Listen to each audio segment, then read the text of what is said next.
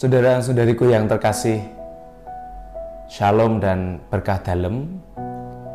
Pada hari ini Selasa 3 Maret 2020, saya Romo Alip dari Gereja Kristus Raja Bajiro mengajak saudara-saudari untuk bermenung bersama dari Injil Matius bab 6 ayat 7 sampai dengan 15. Mari kita hening sejenak, kita memohon rahmat dan berkat supaya permenungan hari ini berguna bagi hidup kita.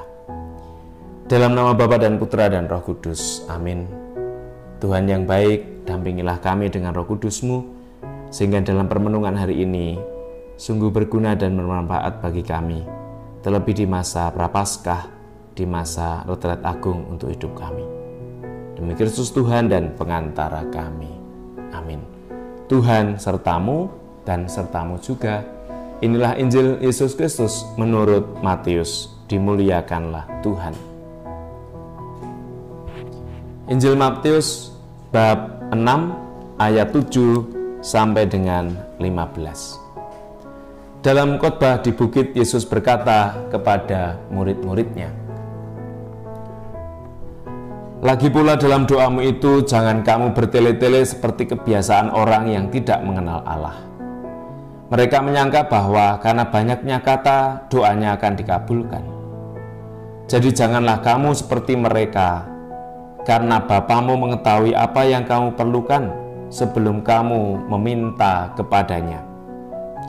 Karena itu berdoalah demikian: Bapa kami yang di surga, dikuduskanlah namamu, datanglah kerajaanmu, jadilah kehendakmu di bumi seperti di sorga. Berikanlah kami pada hari ini makanan kami yang secukupnya, dan ampunilah kami akan kesalahan kami, seperti kami juga mengampuni orang yang bersalah kepada kami. Dan janganlah membawa kami dalam pencobaan, tetapi lepaskanlah kami dari yang jahat. Karena jikalau kamu mengampuni kesalahan orang, Bapamu yang di surga akan mengampuni kamu. Tetapi jikalau kamu tidak mengampuni orang, Bapamu juga tidak akan mengampuni kesalahanmu." Demikianlah Injil Tuhan. Terpujilah Kristus.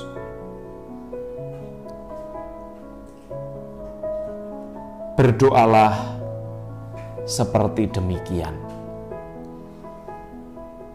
Saudara-saudari terkasih, doa adalah kunci dan inti dari orang beriman. Kita tahu sebagai manusia kita adalah homo religiosus atau makhluk religius, di mana setiap orang punya kehendak dan keinginan untuk berkomunikasi dengan Tuhan. Doa menjadi salah satu sarana komunikasi yang efektif antara manusia dengan Tuhan.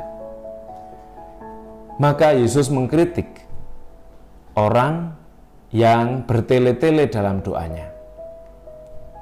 Yesus memberi contoh dan teladan yang tepat untuk berdoa, dan kita kenal dengan doa Bapa kami. Inti penting dari doa Bapa kami itu adalah bagaimana setiap dari kita diajak untuk bersyukur dan memuliakan Tuhan. Dan dari sana kita diundang untuk menjadi pribadi yang senantiasa mengharap dan mengandalkan Tuhan dalam hidup. Serta kita berjuang, berusaha untuk memberi pengampunan kepada siapapun yang bersalah kepada kita, terlebih karena semangatnya adalah kita yang berdosa sudah diampuni oleh Tuhan. Oleh karena itu, masa Prapaskah sebagai masa pertobatan adalah masa yang penting bagi kita untuk meyakini dan menyadari bahwa doa sebagai komunikasi yang efektif bagi Tuhan. Kita dalam doa diminta untuk tidak bertele-tele, tetapi sungguh memuliakan Tuhan, mengetahui apa yang kita butuhkan dari Tuhan untuk hidup kita, dan kita berjuang untuk mengampuni sesama karena kita telah diampuni oleh Tuhan. Semoga seluruh aktivitas hidup kita hari ini, perbuatan-perbuatan baik yang kita upayakan dalam hidup, akhirnya menjadi jalan dan jembatan bagi kita untuk memenuhi kehendak Tuhan dan menjalankan masa prapaskah dengan pantang dan puasa. Kita bersama-sama melaksanakan karya keselamatan dalam hidup sehari-hari kepada kita dan sesama kita. Semoga Tuhan memberkati dan melindungi kita semua, Bapa dan Putra dan Roh Kudus. Selamat beraktivitas dan berkah dalam.